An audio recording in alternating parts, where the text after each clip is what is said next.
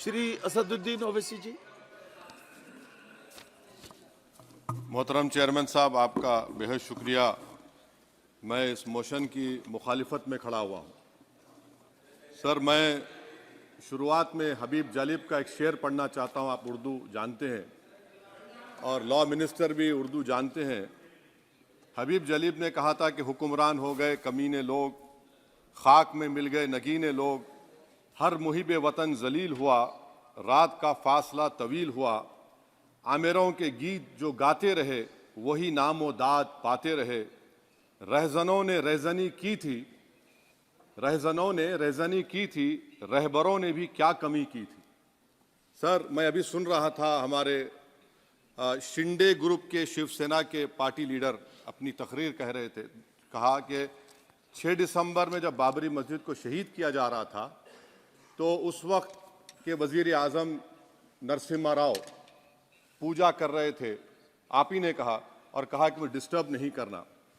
तो ये बड़ा अजीब मौका है कि बीजेपी की ताईदी पार्टी ये कह रही है कि नरसिम्हा राव ने कहा कि मुझे डिस्टर्ब मत करो, मैं पूजा कर रहा हूं, और जिसने रथ यात्रा निकाला, इन दोनों को मोदी सरकार ने इस मुल्क का सबसे बड़ा सिविलियन अवार्ड दे दिया, सबसे बड़ा सिविल अवार्ड दे दिया। तो ये बताता है कि इंसाफ जिंदा है या जुल्म को बरकरार रखा जा रहा है। तीसरी बात यह है कि सर, इस ऐवान में सियासी पार्टियां आएंगी, चले जाएंगी। आप आए, मैं आया, हम भी चले जाएंगे। मैं जमीन की ग़िज़ा बन जाऊंगा, ये ऐवान तो बाकी रहेगा। मगर सर, मैं ताजुब कर रहा हूं कि लोकसभा मुख्तलिफ आवाजों में कैसे बोल सकता है। लोकसभा तो एक ही आवाज में बोलना चाहिए, और लोकसभा भी भारत के संविधान आइन के बेसिक स्ट्रक्चर का ताबे है। और सर, ये इसलिए कह रहा हूं कि 16 दिसंबर को ये ले कर देता हूं। 16 दिसंबर 1992 को इसी लोकसभा ने एक रेजोल्यूशन पास किया था। आप इजाजत दीजिए तो मैं पढ़ता हूं सर। दिस हाउस, अच्छा, ये गुलाम नबी उस वक्त के मिनिस्टर थे, आज नहीं है, उनका नाम नहीं लेना चाह रहा था। This house strongly and unequivocally condemns the desecration and demolition of the Babri Masjid at Ayodhya by and at the instigation of forces represented among others by VHP, RSS and the Bajrang Dal, which has caused communal violence in the country. Such act of vandalism was carried out not only in violation of order of the Supreme Court, but amounted to an attack on the secular foundations of our country. This House expresses anguish at the happenings and wishes to reiterate its resolve that it will ceaselessly endeavor to uphold the secular and democratic traditions of our country and for the maintenance of rule of law. और एक paragraph है, नहीं पढ़ूंगा।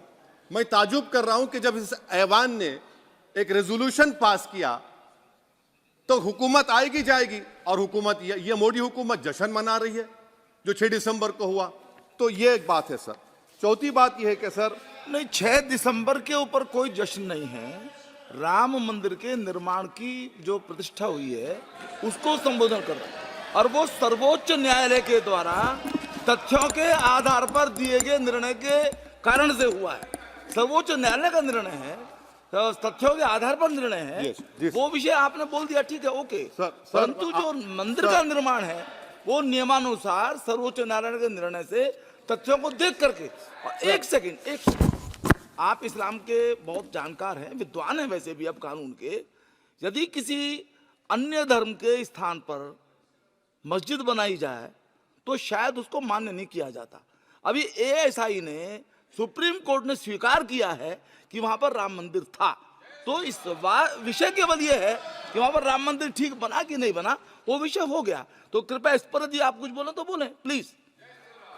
Sir, मैं आपको गलत साबित कर दूंगा सर। और मैंने रुक तो जाइए बड़ी इज्जत के साथ सर, मैं आपकी बड़ी इज्जत करता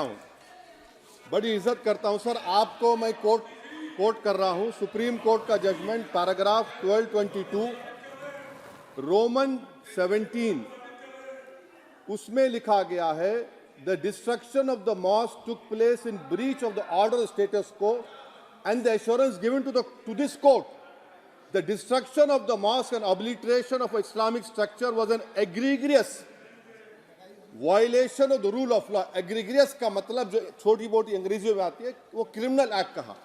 और सर आपने कहा था कि वहां पर मंदिर को तोड़कर बनाया गया। सर मैं आपके सामने ये तमाम चीजें लेकर दूंगा, सुप्रीम कोर्ट के जजमेंट के पैराग्राफ्स हैं जिसमें सुप्रीम कोर्ट ने एएसआई की रिपोर्ट को नकारा। उन्होंने कहा कि मंदिर को तोड़कर मस्जिद नहीं बनाई गई थी। सुप्रीम कोर्ट ने कहा, ये सुप्रीम कोर्ट ने कहा। अब और मैं रख दूंगा, आप पढ़ लीजिए, आप पढ़ लीजिए। अच्छा सर मैं अपनी तकरीर पर आ जाता हूं, मैं अपनी तकरीर पर आ जाता हूं सर। तो मैं अपनी बात कर देता हूं सर। तो मैं ये पूछना चाह रहा हूं कि क्या मोदी सरकार एक समुदाय, एक मजहब की सरकार है या पूरे देश के मजाहिब को मानने वालों की सरकार है? जिसको नहीं मानते उनकी सरकार है? हमको बता दीजिए। क्या मोदी सरकार सिर्फ एक फिक्र और नजरिया हिंदुत्व की सरकार है? क्या इस देश का, इस गवर्नमेंट ऑफ इंडिया का कोई मजहब है? इस वतन अजीज सबके मजहब को मानता है। सर मेरा मानना है कि इस देश का कोई मजहब नहीं है। क्या ये सरकार 22 जनवरी का पैगाम देकर ये बताना चाहती है कि एक मजहब को दूसरे मजहब के मानने वालों पर गलबा और कामयाबी मिली?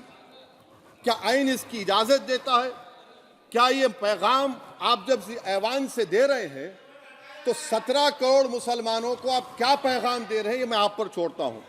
सर 49 में धोखा हुआ, 86 में धोखा हुआ, 92 में धोखा हुआ, 2019 और 22 में भी इस ऐवान के जरिए हमको धोखा दिया जा रहा है। और अफसोस के साथ कहना पड़ता है सर कि मुस्लिम अक़लियत को हमेशा ये कहा गया कि तुमको भारत के शहरी बरकरार रहने के लिए एक बहुत बड़ी कीमत तुमको चुकानी पड़ेगी, और हम पर इल्जाम लगा दिया गया। सर क्या मैं बाबर का स्पोक्स पर्सन हूं? क्या मैं जिना का स्पोक्स पर्सन हूं? क्या मैं औरंगजेब का स्पोक्स पर्सन हूं? बताइए सर, आखिर मैं कहां तक आप मुझे लेकर जाएंगे? दूसरी बात यह है सर, दूसरी बात यह है कि फिर 6 दिसंबर के बाद देश में फसाद हुआ, नौजवानों को टाडा में डाला गया जो बूढ़े होकर निकले। यकीनन आपकी सरकार नहीं थी, आपकी सरकार नहीं थी। अच्छा बल्कि मैं तो मर्यादा पुरुषोत्तम राम की इज्जत करता हूं, मगर मैं नाथूराम गोडसे से नफरत करता हूं। मेरी नस्लें नफरत करती रहेंगी क्योंकि नाथूराम गोडसे ने उस शख्स को गोली मारी जिसके जबान से आखिरी लफ्ज निकले हे राम। सर छठी बात यह है कि 87 में मलियाना हाशिमपुरा हुआ, 83 में नेल्ली हुआ, 44 में जम्मू में नस्ल कशी हुई, 2022 में हल्दीवानी में कत्ल हुआ। इतने धोखे सबसे बड़े किसको दिए गए? असदुद्दीन ओवैसी को दिए गए। मगर फिर भी मुझसे ही कहा जाता है कि वफादारी को तुम साबित करो अपनी ओवैसी। सर आज भारत के 17 करोड़ मुसलमान अपने आप को अजनबी और एलिनेट महसूस कर रहे हैं। मैं बहुत बड़ी नाइंसाफी होती है सर, ये कोई तारीखी नाइंसाफी को इंसाफ नहीं किया जा रहा है। स्पीकर बल्कि सर, अंग्रेजी में स्पीकर सर केवल एक प्रश्न का जवाब ओवैसी साहब दे दें कि बाबर को वो आक्रमणकारी मानते हैं या नहीं मानते? पुष्पमित्रा संघा को आप क्या मानते हैं?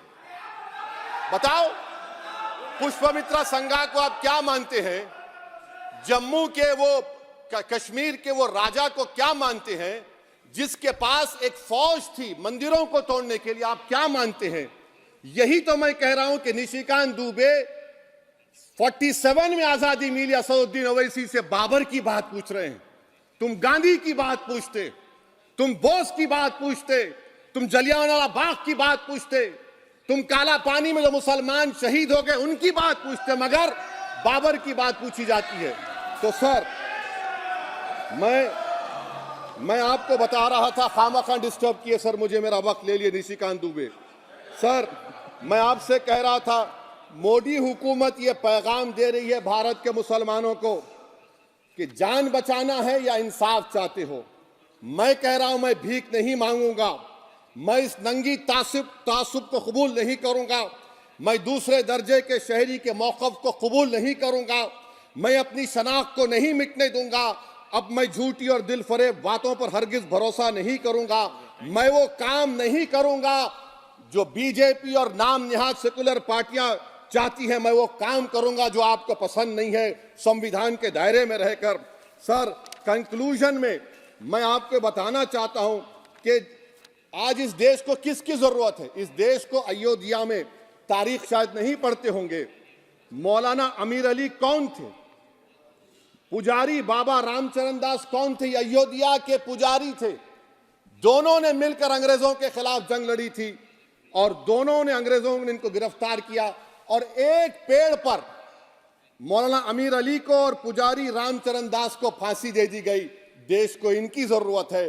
देश को शंभू प्रसाद, अचन खां, ये राजा देवी बख्श सिंह के फौज में थे, अंग्रेजों से मुकाबला किया।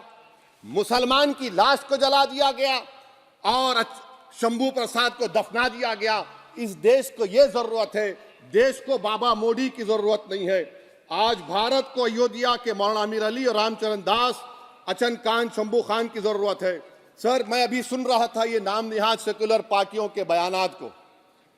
क्या होता है सर, आप, खत्म कर रहा हूं, क्या होता है सर, जब काजी साहब गवाहों को लेकर दुल्हन के पास जाते कि तुमको निकाह कबूल है, तो दुल्हन शर्मा के खामोश बैठ जाती।